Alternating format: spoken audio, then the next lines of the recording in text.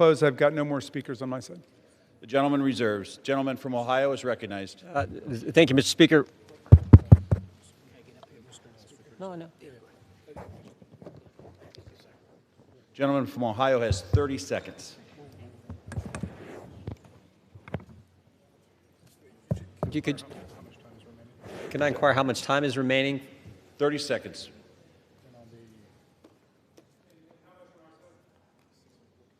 Six minutes, 15 seconds. Take 30 his. We reserve. Gentleman reserved. Gentleman from Maryland is recognized. I'll take the opportunity of the Speaker's presence to respond to some of the things that he said. In the very presence of the victims and the survivors who come to join us today, the Speaker said that now would be a time we should be working on urgent legislative work. Mr. Speaker, justice is urgent legislative work. The truth is urgent legislative work. The Speaker says, why now? Why now? Well, Mr. Speaker, you were the one who refused to swear in Adelita Grijalva for 50 days. We would have done it 50 days ago, but she provided the 218th signature on the discharge petition. So why now? It was because of your dilatory tactics, your delay, your postponement of it. Now, the gentleman says that there are not sufficient protections. There are protections in the bill for the victims to make sure that their names will be redacted. And yet we hear even the Speaker of the House of Representatives openly inviting the U.S. Senate to start finger painting on this bill, which we have waited more than 5 months to bring to the floor. The Senate should pass the bill exactly as it's written. The President should sign it exactly as he said he would when he finally changed his mind. And the Epstein file must be released. Moreover, if the President is serious about what he's saying, he's got the power to release the Epstein file right now. Nobody's stopping him. It's within his possession. It's within his control. He can release the whole thing, and he can redact the names of the victims and others who are innocent in this process. Mr. Speaker, Speaker Johnson said that these are unspeakable evils. Well, because of the bravery and the invincible courage of the women who've joined us today, they're no longer unspeakable. They're spoken. They're articulated. The cat is out of the bag, and we know what's been going on for decades. It's been a double standard of justice, going all the way back to Alex Acosta, who later got rewarded with a cabinet appointment in the Trump administration. Alex Acosta had a 60-count federal indictment ready to go against all kinds of people for an interstate sex trafficking conspiracy with solicitation, with child sex abuse, all of it. And he traded that 60-count federal indictment for 1 count in state court. And Jeffrey Epstein ended up getting the sweetest of sweetheart deals ever on the plea bargain front. He was free from 8 a.m. to 8 p.m. to do whatever he wanted and continuing to perpetrate his crimes and run his conspiracy. And then he would come and he would watch TV and spend the night in jail. And it was over in about a year after the rape and sexual abuse of hundreds and hundreds of girls. And he kept going and he kept at it. We want the whole truth to come out. This is the United States of America. Even the British monarchy wouldn't put up with this. How about the American democracy? How about we say, no way, we're not going to allow this cover-up to go on for 1 day more. And I'm glad the President changed his mind after pulling out all the stops to try to get one of our Republican colleagues to change their mind, to remove their name from the discharge petition. He gave up. And I want to salute the gentlelady from Colorado from having the courage to stand her ground in the Situation Room in the White House and say, no, she wasn't going to be bullied. No. So I'm glad the President changed his mind. But let's be clear, Mr. President, you've got the power today to release the entire file. That's what you called for. That's what Pam Bondi called for. That's what Kash Patel called for. So we don't need anybody calling for the Senate to slow things down for more weeks and more months. The American people have had it. We'll reserve. Gentleman reserves. Gentleman is reminded to direct your comments to the chair and not your colleagues. The gentleman from Ohio is recognized, and you do have 90 seconds remaining. Correction. Thank you, Mr. Speaker. I yield 30 seconds to the gentleman from Texas. Gentleman from Texas is recognized. The Democrat Party, with help from the dishonest media, used the Epstein files not to seek justice from the victims, but to smear President Trump. And it's sickening, quite sickening. The Democrats have used the Epstein files to distract the American people from the wins President Trump and his administration have delivered for the American people for the last 11 months. I'm proud to work with my Republican colleagues on the House Oversight Committee in coordination with the Justice Department. 65,000 pages of documents are related from Epstein released. What have my Democrat colleagues done? They selectively leaked and altered documents to mislead the American people. As President Trump has stated, we have nothing to hide here. I'm voting to release the files so that we can move on from this smear campaign the Democrats have manufactured. God bless Gentleman's Donald J. time has Trump. expired. Gentleman from Maryland is recognized. Reserve the balance of my time. Gentleman reserves. Gentleman from Ohio reserves. Gentleman from Maryland is recognized. All right. How much time do I have to close? You have 2 minutes.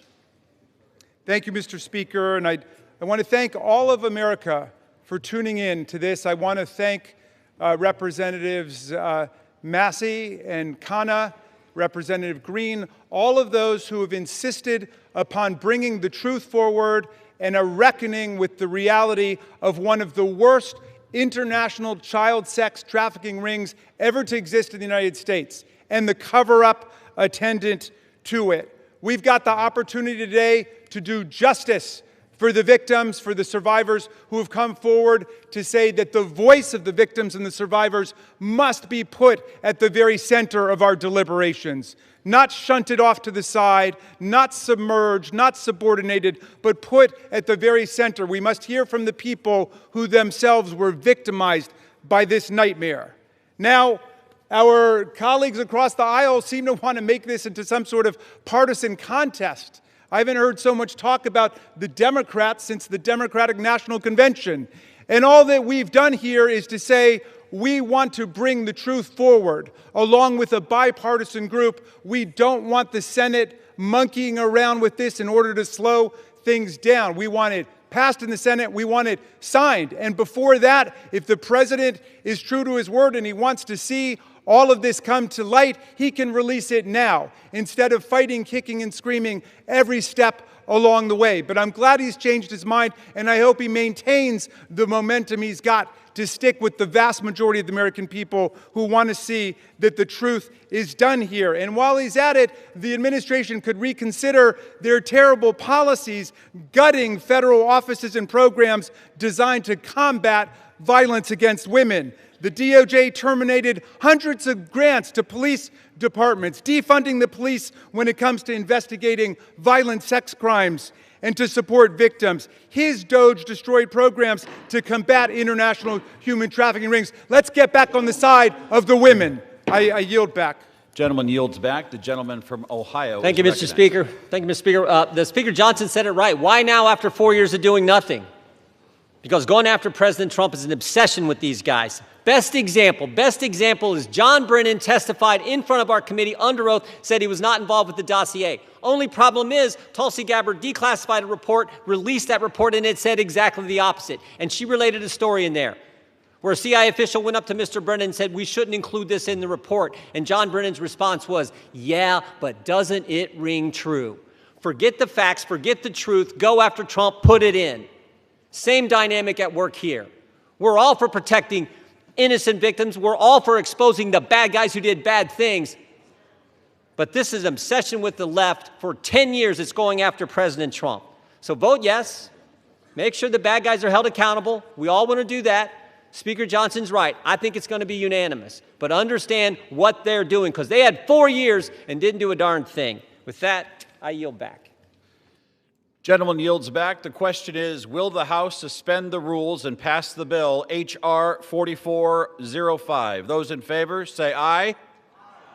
Those opposed say no. In the opinion of the chair, two-thirds being in the affirmative, the rules are suspended. The bill is passed, and without Can I request a recorded vote, Mr. The Speaker? gentleman from Maryland is recognized. Yeah, I'm requesting a recorded vote. The gentleman from Maryland has requested a recorded vote. Those favoring a recorded vote will rise. A sufficient number having risen, a recorded vote is ordered. Members will record their votes by electronic device. Pursuant to Clause 9 of Rule 20, this 15-minute vote on the motion to suspend the rules will be followed by 5-minute votes on ordering the previous question on House Resolution 879, adoption of House Resolution 879 if ordered, and adoption of House Resolution 878. This is a 15-minute vote.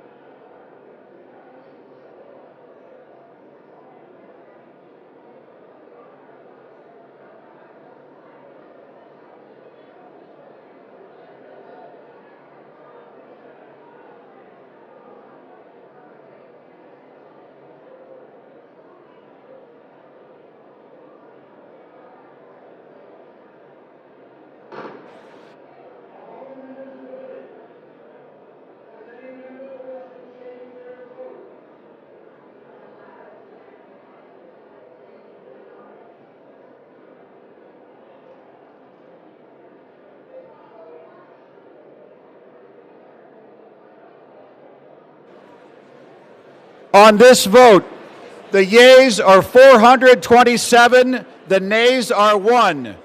2/3 being in the affirmative, the rules are suspended, the bill is passed, and without objection, the motion to reconsider is laid on the table.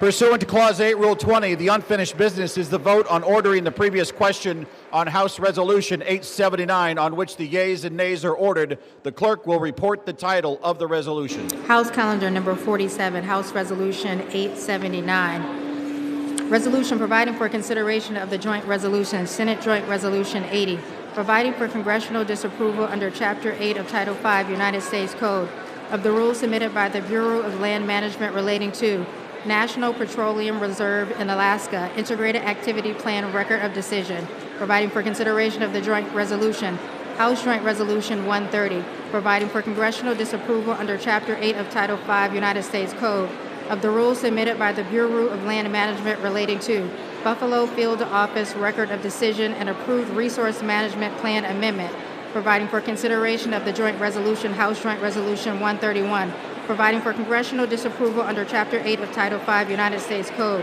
of the rules submitted by the Bureau of Land Management relating to Coastal Plain Oil and Gas Leasing Program Record of Decision, providing for consideration of the concurrent resolution, House Concurrent Resolution 58, denouncing the horrors of socialism, providing for consideration of the bill, H.R. 1949, to repeal restrictions on the export of import of natural gas, providing for consideration of the bill, H.R. 3109, to require the Secretary of Energy to direct the National Petroleum Council to issue a report with respect to the petrochemical refineries in the United States and for other purposes, providing for consideration of the bill, H.R. 5107, to repeal the Comprehensive Policing and Justice Reform Amendment Act of 2022, enacted by the District of Columbia Council, providing for consideration of the bill, H.R. 5214, to require mandatory pretrial and post-conviction detention for crimes of violence and dangerous crimes and require mandatory cash bail for certain offenses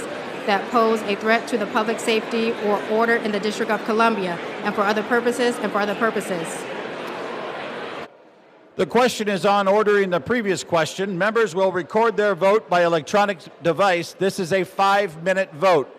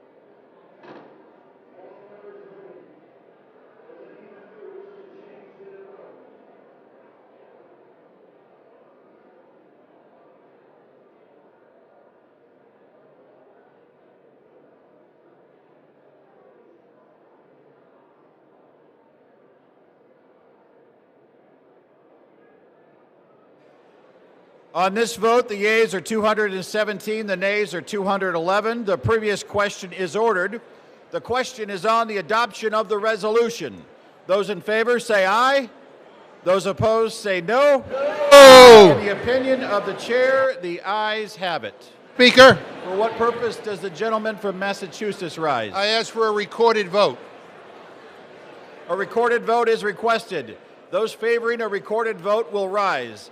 A sufficient number having risen, a recorded vote is ordered. Pursuant to Clause 8 of Rule 20, further proceedings on this question will be postponed.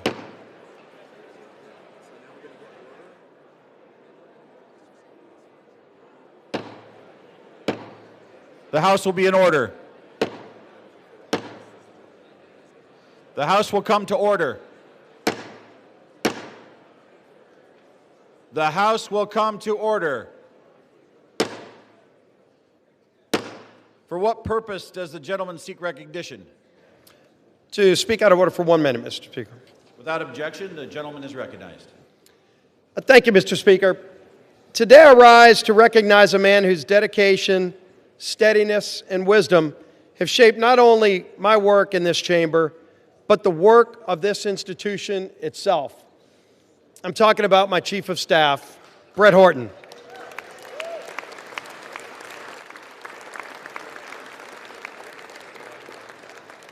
There are few people who know Capitol Hill more intimately than Brett. For 15 years... Gentlemen will suspend. The House will be in order. Gentleman's For recognized. 15 years, he's been by my side. He began as my counsel in 2010 and worked his way through some of the most demanding, consequential roles in the House. Policy Director at the Republican Study Committee, Floor Director in the Majority Whip's office, and for the last decade, my Chief of Staff in both the Whip's office and the Leader's office. To me and to countless members of Congress and staff, Brett Horton has been far more than a colleague.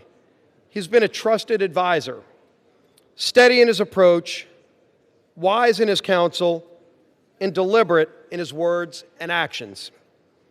When the stakes were the highest, Brett's voice was the one you wanted in the room.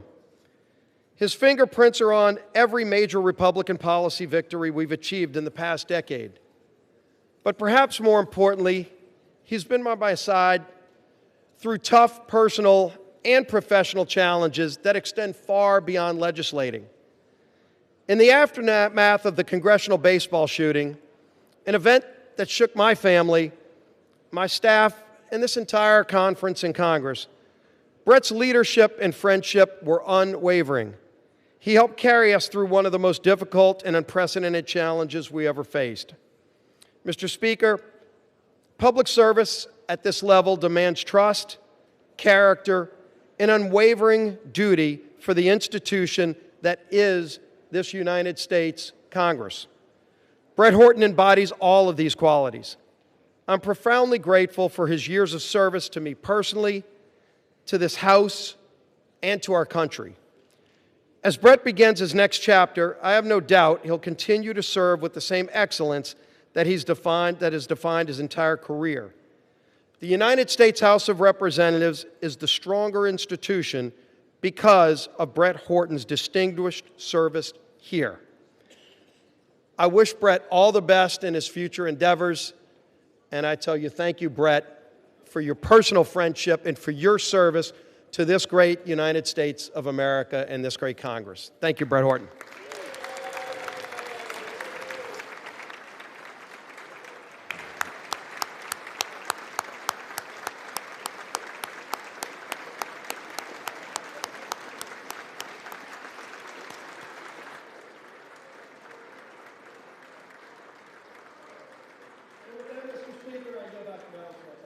Gentleman yields back. Pursuant to Clause 8 of Rule 20, the unfinished business is the vote on the adoption of House Resolution 879, on which a recorded vote is ordered. The clerk will report the title of the resolution.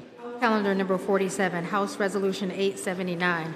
Resolution providing for consideration of the joint resolution, Senate Joint Resolution 80, providing for congressional disapproval under Chapter 8 of Title 5 United States Code of the rules submitted by the Bureau of Land Management relating to National Petroleum Reserve in Alaska Integrated Activity Plan Record of Decision, providing for consideration of the joint resolution, House Joint Resolution 130, providing for congressional disapproval under Chapter 8 of Title 5 United States Code of the rules submitted by the Bureau of Land Management relating to Buffalo Field Office Record of Decision and approved Resource Management Plan Amendment, providing for consideration of the joint resolution, House Joint Resolution 131, providing for congressional disapproval under Chapter 8 of Title 5 United States Code of the rules submitted by the Bureau of Land Management relating to Coastal Plain Oil and Gas Leasing Program Record of Decision, providing for consideration of the concurrent resolution, House Concurrent Resolution 58, denouncing the horrors of socialism, providing for consideration of the bill, H.R. 1949,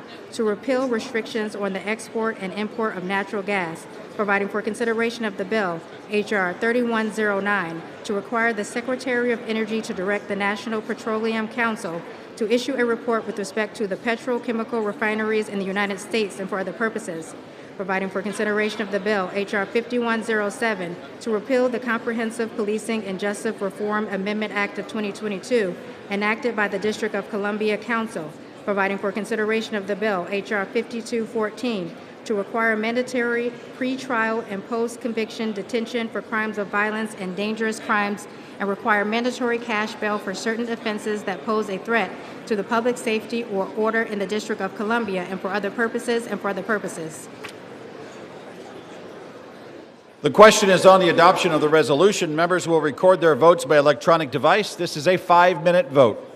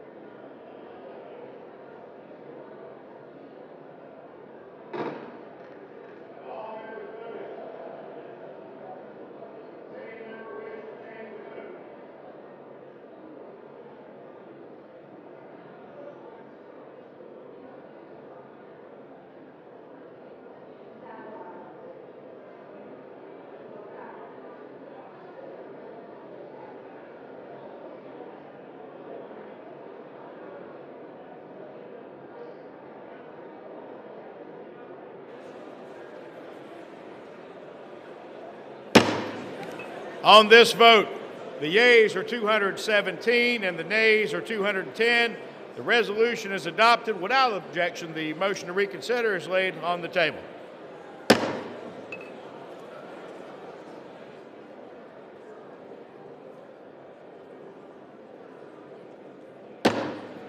Pursuant to Clause 8 of Rule 20, the unfinished business is the vote on adoption of House Resolution 878, on which the yeas and nays are ordered. The clerk will report the title of the resolution. House Resolution 878, resolution disapproving the behavior of Representative Jesus G. Chuy Garcia of Illinois. The question is on adoption of the resolution. Members will record their votes by electronic device. This is a 5-minute vote.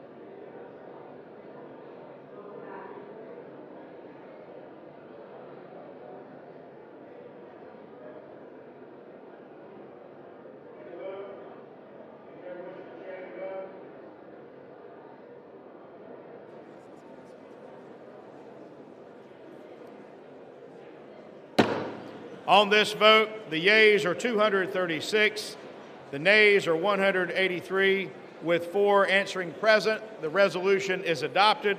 Without objection, the motion to reconsider is laid upon the table.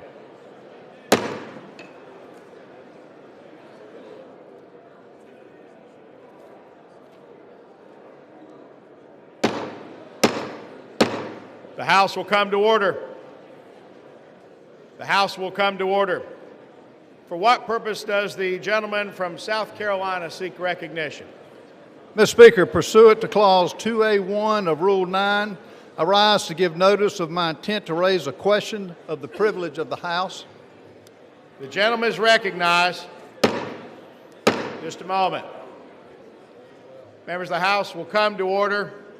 Chair would ask members to please take conversations off the floor.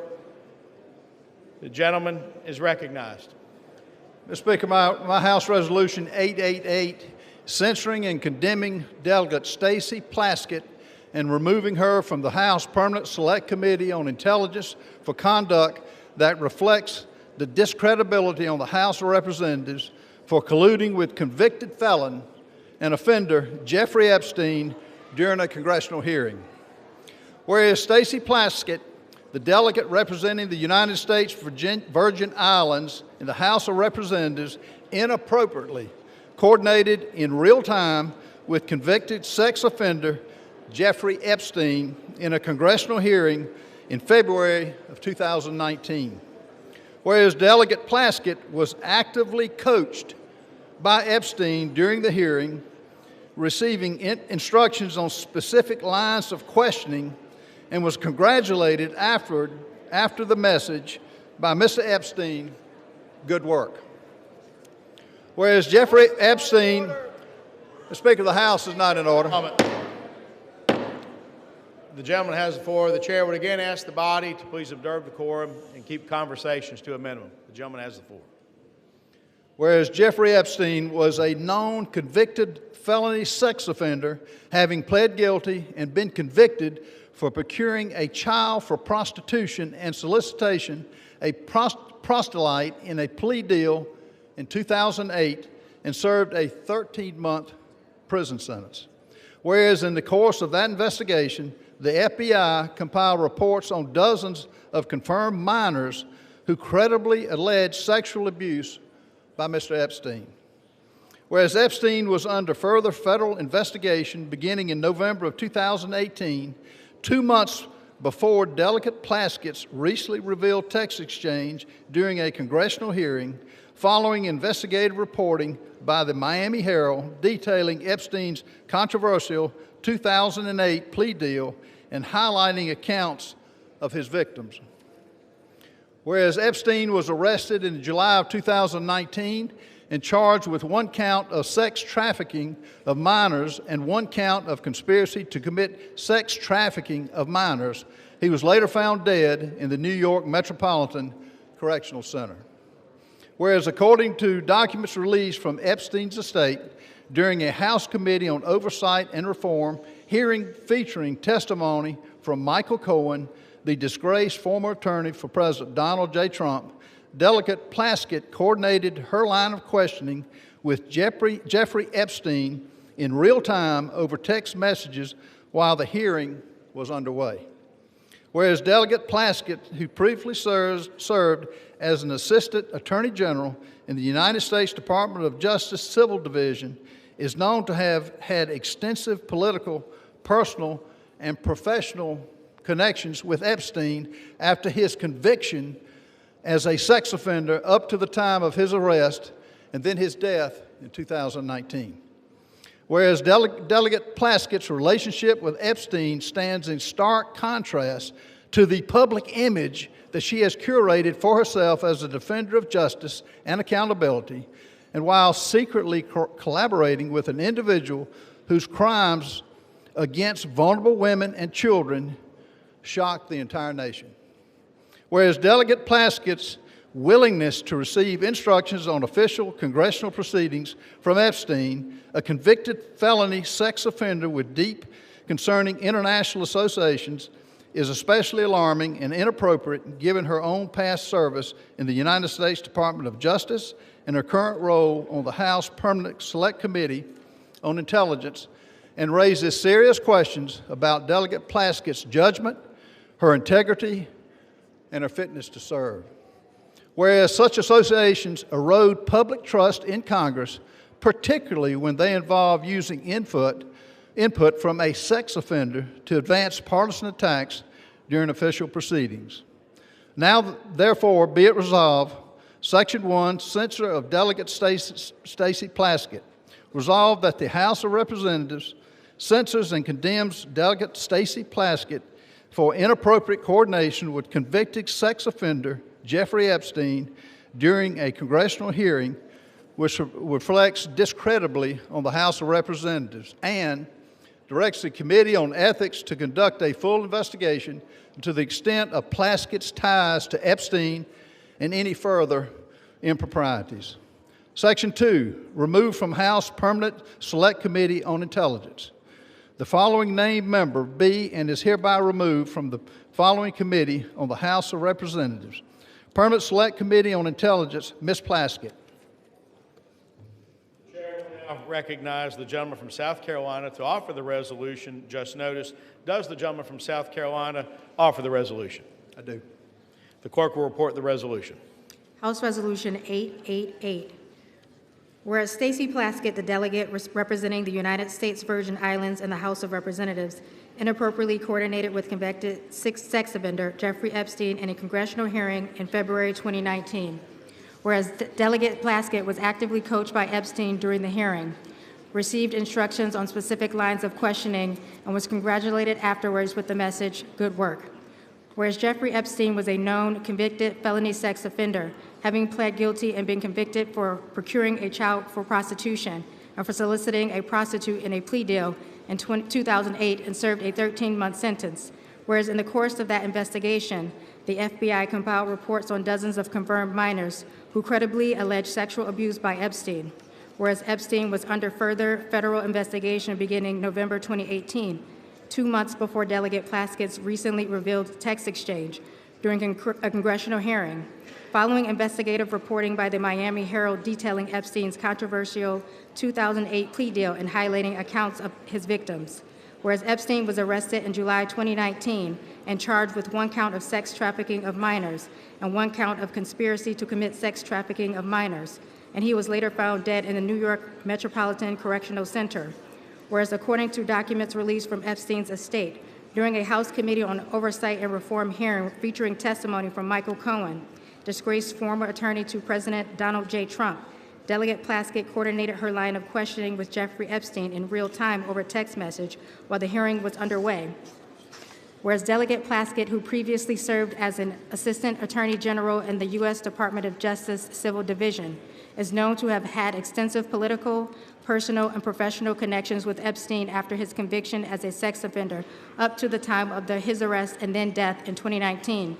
Whereas Delegate Plaskett's relationship with Epstein stands in stark contrast to the public image she has curated for herself as a defender of justice and accountability, while secretly collaborating with an individual whose crimes against vulnerable women and children shocked the nation.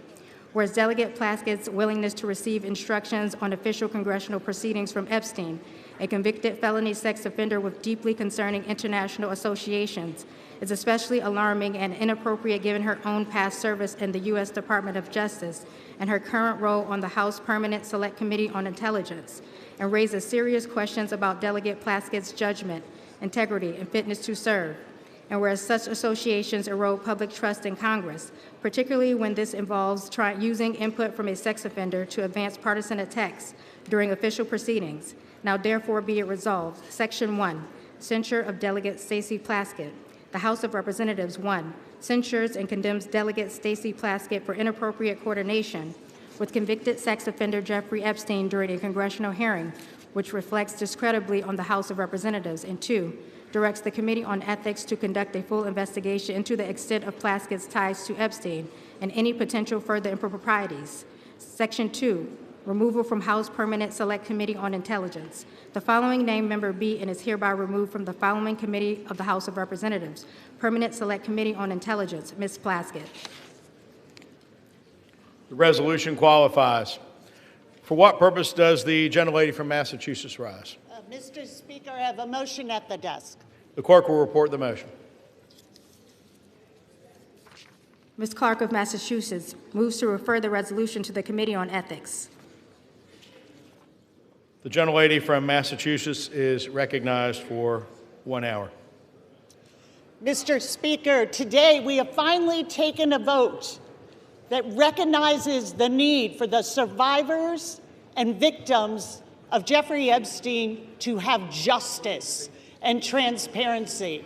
And not minutes later, the gentleman from South Carolina is filing yet another partisan resolution.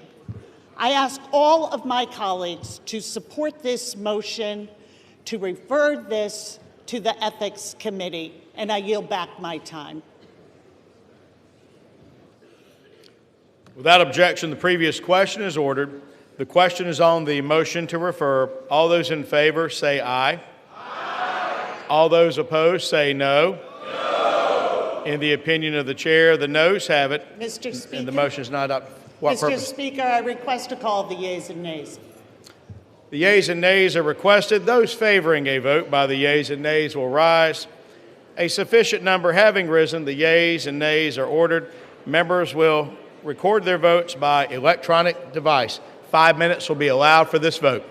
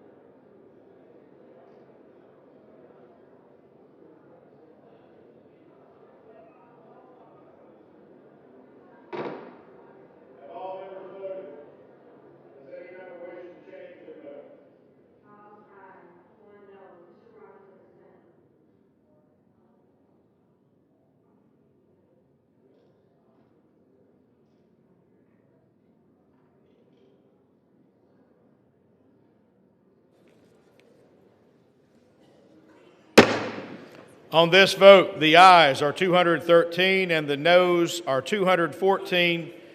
The motion is not adopted. Without objection, the motion to reconsider is laid on the table.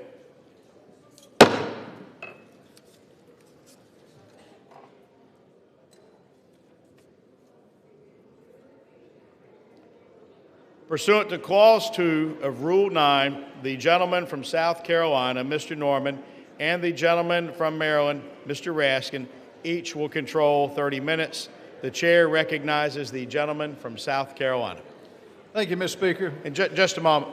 The chair would ask the House to come to order again, ask members to take conversations off the floor so that the members can be given due accord and respect during the period of debate. The gentleman has the floor. Thank you, Mr. Speaker. I rise today because the House of Representatives has a responsibility and a duty to protect the integrity of this institution.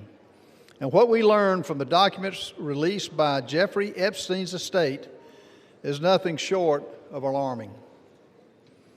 Those documents show that Delegate Stacey Plaskett, a sitting member of Congress, coordinated her questioning during an official oversight hearing with a man who is a convicted sex offender, a man whose crimes against minors shocked this entire nation.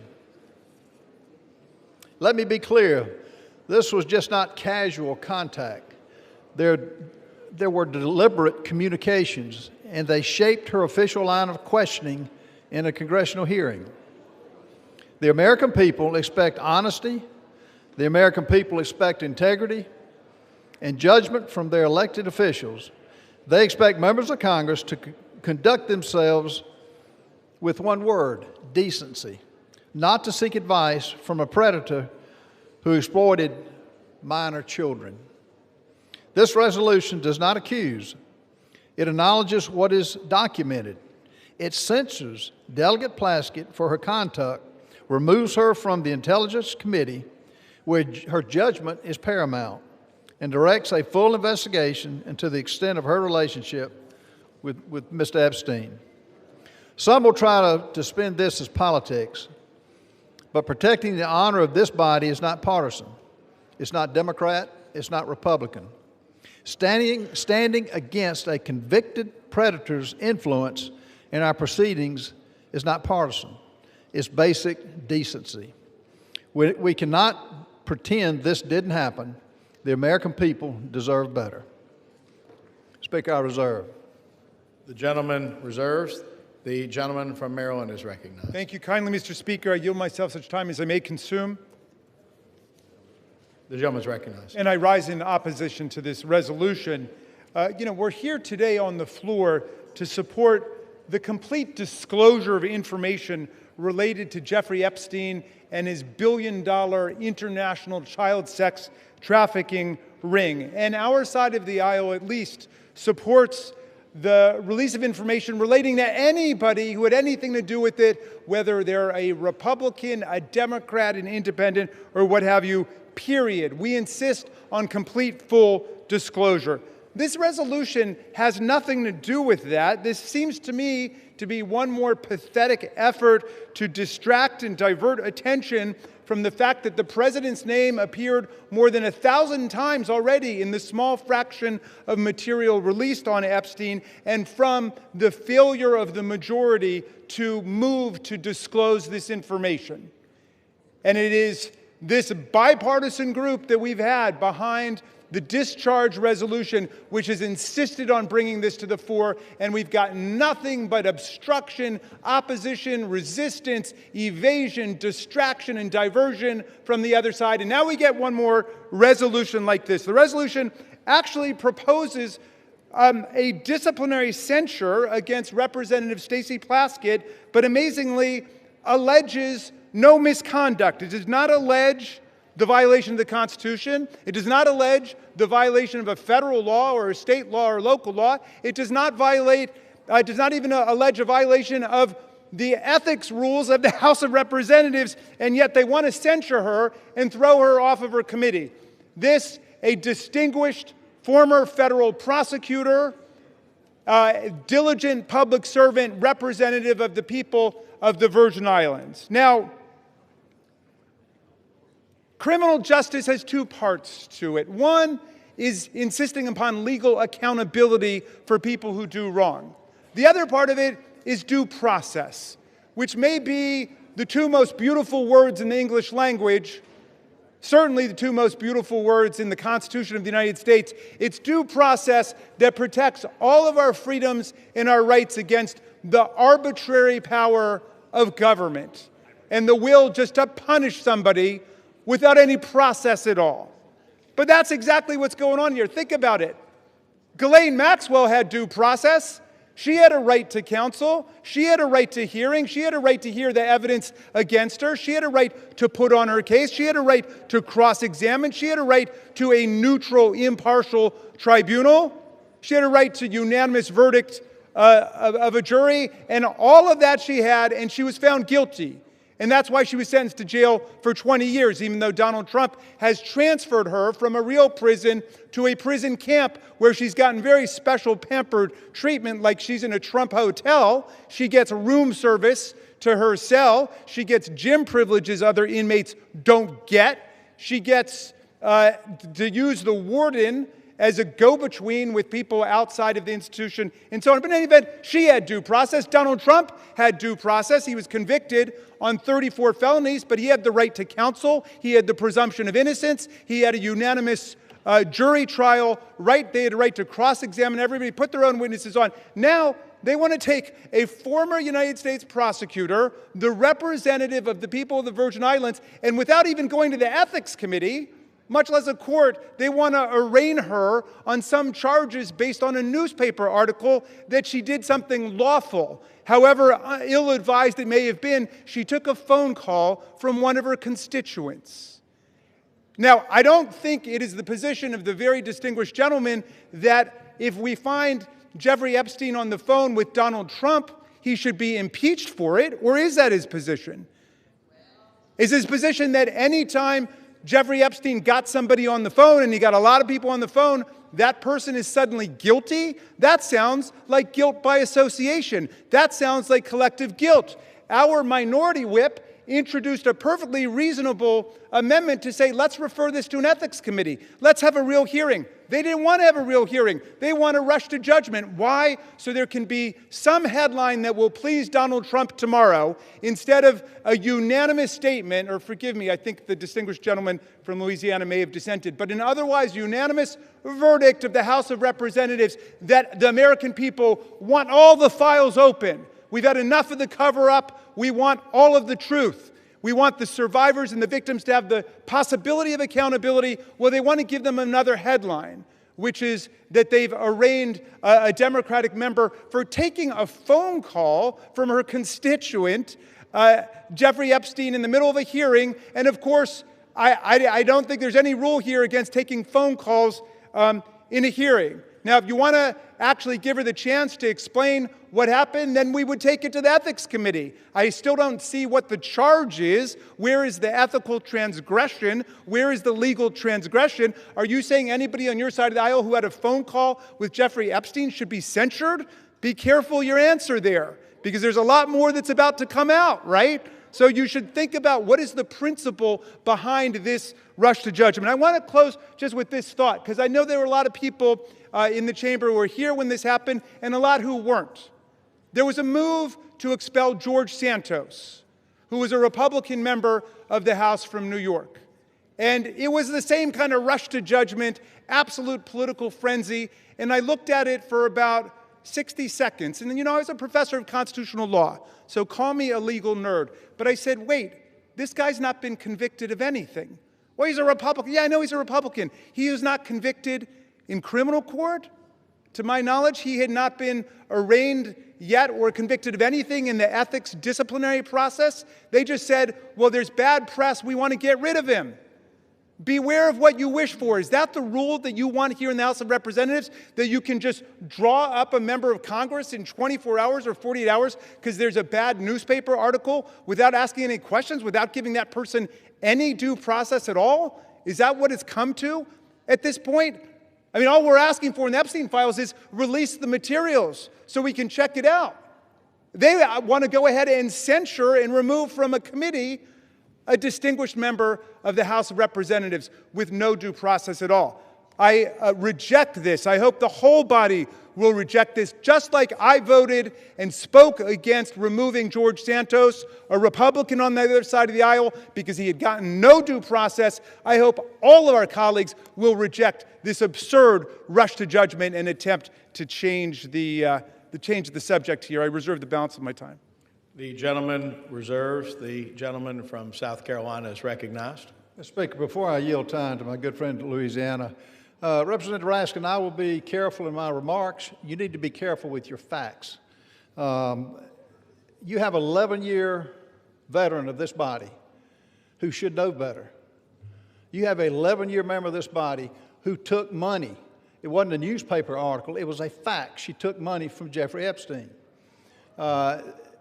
It's ironic that you're taken up by defending Ms. Plaskett, which is going to the Ethics Committee, but she's lost her willingness or lost her ability to serve because she got irrational judgment by taking money from a convicted pedophile of young children.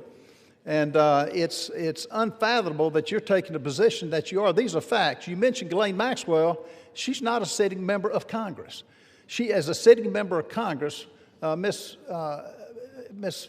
she has relinquished any sense of duty to serve on these committees. With that, I want to yield as much time as needed for my good friend in Louisiana, Mr. Clay Higgins. And the chair would remind all members to please avoid engaging in personalities to direct all comments to the chair. The gentleman from Louisiana is recognized. I thank my colleague, Mr. Norman from South Carolina, and I thank my colleague, Mr. Raskin, for the salient points that he has brought to this debate. I also defended George Santos on this floor and opposed the means by which he was expelled. I think it was beyond the pale, and this is a responsibility that we bear in this body, is to determine the means by which our colleagues shall be reprimanded or disciplined.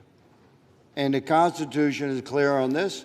My friend, Mr. Raskin, knows full well that this body controls the means by which and the rules by which the members of Congress shall be disciplined. So we've had variances of opinions regarding, the exact disciplinary actions that should be embraced or rejected, member by member. But let me say that in this case, Ms. Plaskett's receiving text messages, this was so alarming to me. When I saw this and read it, I didn't believe it. I say to my friend, I thought perhaps it was media from a satirical site. It couldn't possibly be true, because we all know that a text message, a text exchange is rather intimate in the realm of communications. And to pierce into an actual congressional hearing for a member of Congress to receive and respond to a text message during a hearing, that is quite familiar, is it not? And this was shocking to me, that a member of Congress would be exchanging text messages directly with Jeffrey Epstein in 2019, at which time he was being prosecuted federally by the first Trump administration. He had received some nature of a sweetheart deal back in 2007 and avoided federal prosecution by pleading no contest to some level of state prosecution, where he was sentenced, Mr. Speaker, to 13 months. My understanding, he did 11 months, and at the easiest time that could be done. He walked every day during the day on a work release program. So that sweetheart deal, let me say, should be looked at. And now, to my horror, who has come to light that should be looked at? What was her involvement? Was there some involvement then? She's a good lady from the Virgin Islands. Where did Jeffrey Epstein live? In the Virgin Islands. She was a constituent in 2019. Was she a friend in 2007? During her service to the DOJ, which my friend has brought up, was there any interactions? These are the questions we have. The good lady from the Virgin Islands has crossed the threshold of reasonable suspicion, and therefore she should be investigated. During said investigation by ethics, and I would recommend by DOJ, and I would recommend by oversight and judiciary committees. Meanwhile, she should absolutely be removed from the House Select Committee on Intel.